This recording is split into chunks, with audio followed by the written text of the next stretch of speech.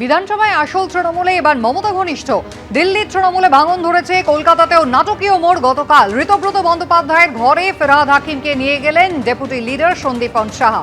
বিরোধী দলনেতার ঘরে গেলেন ফিরহাদ হাকিম। ডেপুটি লিডারের সঙ্গে এলওপির ঘরে পৌঁছলেন মমতার কিচেন ক্যাবিনেটের সদস্য Firhad Hakim.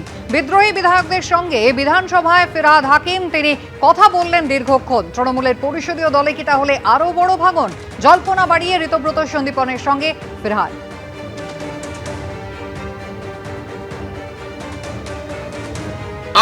No comments please. Mamata বন্দ্যোপাধ্যায়ের সঙ্গ ছাড়লেন? No comments please. মমতা বন্দ্যোপাধ্যায়ের সঙ্গ ছাড়লেন? No comments please. বিদ্রোহী ব্লকে যোগ দেবেন আরও তৃণমূল বিধায়ক। সংক্রমিত হচ্ছে ইচ্ছা, সংখ্যাটা আরও বাড়বে। তৃণমূলে আরও ভাঙনের ইঙ্গিত বিধানসভার বিরোধী দলনেতা ঋতব্রত বন্দ্যোপাধ্যায়ের। আমার ধারণা বাড়বে ইচ্ছার ঐক্যের এই যে যারা ইচ্ছার ঐক্য প্রকাশ করছেন, এই ইচ্ছা সংক্রমিত হচ্ছে। আর দিল্লি থেকে কলকাতার দূরত্ব, কলকাতা থেকে দিল্লির দূরত্ব মাত্র 1435 কিলোমিটার। স্বাভাবিকভাবে আমার ধারণা এই সংখ্যা বাড়বে। সংখ্যা তো বাড়বে, ধৈর্য ধরুন না। এখন তো 1টা কুড়ি, 2টো কুড়িতে কি হবে, 3টে কুড়িতে কি হবে আমি তো বলতে পারছি না। সময় যত এগোবে, মানে এটাই তো বিজ্ঞান হচ্ছে যে আমরা এই মুহূর্তে দাঁড়িয়ে রয়েছি, এক্ষুনি কি হবে, এখানে গাছটা তো ভেঙে পড়ে যেতে পারে, তো পর মুহূর্তে কি হবে সবাই আমরা আক্রান্ত হতে পারি গাছটা ভেঙে পড়ে গেলে। সুতরাং 1 ঘন্টা বাদে 2 ঘন্টা বাদে কি হবে সেটা নিয়ে এখন তো ভেবে লাভ নেই। যখন সময় আসবে আপনারাও দেখতে পাবেন, আমরাও দেখতে পাবো। বিধানসভায় বিরোধী দলনেতার ঘরে ডেপুটি লিডারের সঙ্গে পৌঁছলেন ফিরহাদ হাকিম। আর তারপরে কিন্তু জল্পনা একেবারে তুঙ্গে উঠল। কুণাল ঘোষ তিনি বলছেন, মমতা বন্দ্যোপাধ্যায় এতদিন যাদের উজাড় করে দিয়েছেন তিনি কি এখন চাইতে পারেন না যে এই সময় তারা অন্তত পাশে থাকুন? সিপিএম থেকে যখন ঋতব্রত বন্দ্যোপাধ্যায়কে লাথি মেরে তাড়ানো হয়, তখন আমাদের দলের এই ডেরেক ওব্রায়েন, অভিষেক বন্দ্যোপাধ্যায়রা ঋতব্রতর মধ্যে বিরাট প্রতিভা আবিষ্কার করেছিলেন। তো সুতরাং এটা তাদের ব্যাপার। একজন ব্যক্তি সবসময় পাওয়ারের কাছাকাছি থাকতে চেয়েছে, সিপিএমে পাওয়ারের কাছে থাকতে চেয়েছে, তৃণমূলে এসে পাওয়ারের কাছে থাকতে চেয়েছে। লেনিনের খুব ভক্ত ঋতব্রত বন্দ্যোপাধ্যায়, লেনিনের অত্যন্ত ভক্ত, নিষ্ঠাবান, এবং ও যা পড়াশুনো করেছে আমি অশিক্ষিত। মমতা বন্দ্যোপাধ্যায়ের মধ্যে লেনিন আবিষ্কার করেন, এরপর অভিষেক বন্দ্যোপাধ্যায়ের মধ্যে ছোট সাইজের লেনিন আবিষ্কার করেন, এবং এখন নরেন্দ্র মোদীর মধ্যে বৃদ্ধ লেনিনকে আবিষ্কার করবেন, সর্বশেষ শুভেন্দু অধিকারীর মধ্যে মেজদাদা লেনিনকে আবিষ্কার করছেন। তো সুতরাং এটা তো মানুষ বিচার করবেন। এত বড় মার্ক্সবাদী ভাবা যায়? অন্যদিকে গত রবিবার চেয়ারপারসনের ডাকা বৈঠকে বেশিরভাগ তৃণমূল কাউন্সিলরই আসতে চাননি বলে সূত্রের খবর। কিন্তু সোমবার পুর কমিশনারের ডাকা বৈঠকে হাজির হলেন উত্তর কলকাতার 24 জন তৃণমূল কাউন্সিলর। বৈঠকে উপস্থিত ছিলেন তৃণমূল বিধায়ক কুণাল ঘোষও। রবিবার তৃণমূল কাউন্সিলরদের নিয়ে বৈঠক ডেকেছিলেন কলকাতা পুরসভার চেয়ারপারসন মালা রায়। কিন্তু সূত্রের খবর, তৃণমূল ভবনে ডাকা এই বৈঠকে বেশিরভাগ তৃণমূল কাউন্সিলরই আসতে চাননি, ফলে বৈঠক বাতিল করে দিতে হয়। অথচ এর 24 ঘন্টারও কম ব্যবধানে সোমবার পুর কমিশনারের ডাকা বৈঠকে হাজির হলেন উত্তর কলকাতার প্রায় 50% তৃণমূল কাউন্সিলর। এলেন একজন তৃণমূল বিধায়কও। পুর কমিশনারের ডাকা বৈঠকে উত্তর কলকাতার 55 জন তৃণমূল কাউন্সিলরের মধ্যে উপস্থিত হলেন 24 জন। কর্পোরেশনের কাজ 1 সেকেন্ডের জন্য বন্ধ করে রাখা যায় না। নিশ্চিতভাবে মেয়র সাহেবের কিছু সমস্যা হয়ে থাকতে পারে, মেয়র সাহেব পদত্যাগ করেছেন, কিন্তু কর্পোরেশন আটকে থাকবে না। এখনো পর্যন্ত আমরা কাউন্সিলর পৌর প্রতিনিধি রয়েছি, আমাদের দায় রয়েছে। জনগণের যেহেতু আমরা ভোটে জিতে এসেছি, আমাদের দায়িত্ব একটা থেকেই যায়, আমাদের ওয়ার্ডের প্রতি আমাদের দায় আছে। তো সেক্ষেত্রে আমরা সেই দায়িত্ব পালন করতেই এসেছি। পুরসভার বৈঠকে উপস্থিত ছিলেন বেলেঘাটার তৃণমূল বিধায়ক কুণাল ঘোষও।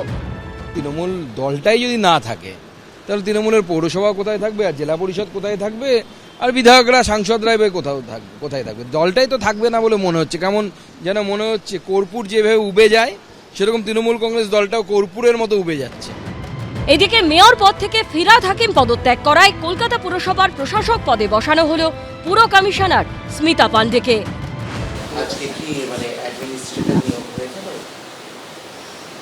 যেভাবে চলছে সেভাবেই হবে, দ্রুত গতিতেই হবে। আমাদের তো স্টেট গভর্নমেন্ট সাপোর্ট করছেই, ডিপার্টমেন্ট গাইডও করছে। যে কাউন্সিলরদের আমন্ত্রণ জানানো হয়েছে তারা কি আর বৈঠক থাকবে?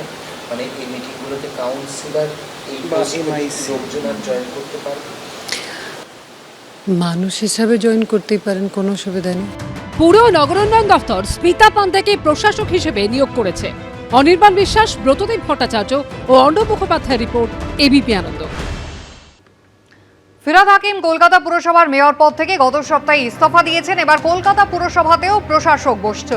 বিধাননগরের পর এবার কলকাতা পুরসভাতেও প্রশাসক নিয়োগ করা হলো স্মিতা পান্ডেকে। যেভাবে চলছে সেভাবেই হবে, দ্রুত গতিতেই হবে।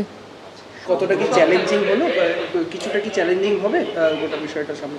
আমি আশা করি সবার সহযোগিতা পেলে ততটা চ্যালেঞ্জিং হওয়ার কথা নেই। আমাদের তো স্টেট গভর্নমেন্ট সাপোর্ট করছেই, ডিপার্টমেন্ট গাইডও করছে। যেটা অর্ডার আছে সেটাতে তো হাউসটাই করা হয়েছে, সেটা আমরা স্টেট গভর্নমেন্টের কাছ থেকে ক্লারিফিকেশন চেয়ে নেব যে মানে যেগুলো দায়িত্ব কাউন্সিলররা পালন করতেন সেটা এবার কীভাবে হবে। বড়ো লেভেলে তো যিনি বড়ো এক্সিকিউটিভ ইঞ্জিনিয়ার আছেন তিনি কিন্তু সেক্রেটারি অফ দ্যাট বড়ো, তো উনি মানে বাস্তবে তো ওনারাই মানে কাজগুলো করেন আর কি, তো ওরা তো রয়েছে। যুবভারতীতে মেসির অনুষ্ঠানে বিশৃঙ্খলার ঘটনায় দ্বিতীয়বারও হাজিরা এড়ালেন অরূপ বিশ্বাস। তার খোঁজে শুরু হয়েছে তল্লাশি।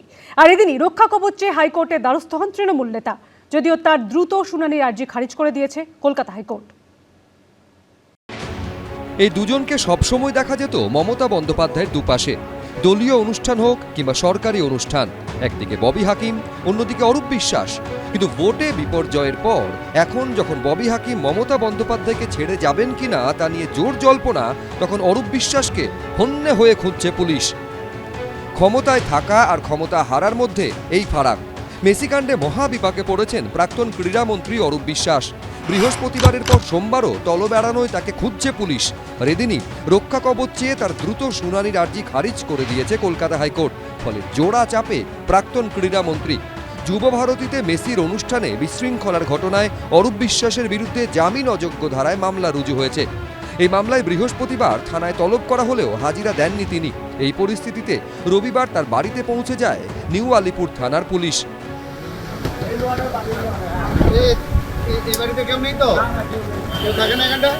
পুলিশের দাবি, শারীরিক অসুস্থতার কথা জানিয়ে সময় চাইলেও কোনো মেডিকেল সার্টিফিকেট জমা দেননি অরূপ বিশ্বাস। রবিবার বাড়িতে গিয়েও তার খোঁজ মেলেনি। এই অবস্থায় অরূপ বিশ্বাসের বাড়ির দরজায় নোটিশ টাঙিয়ে দেয় পুলিশ।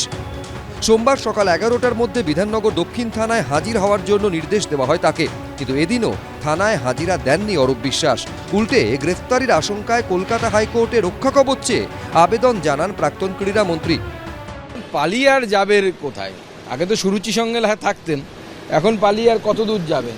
প্রচুর সম্পত্তি করেছেন এই ভারতবর্ষে, মানে পশ্চিমবঙ্গে।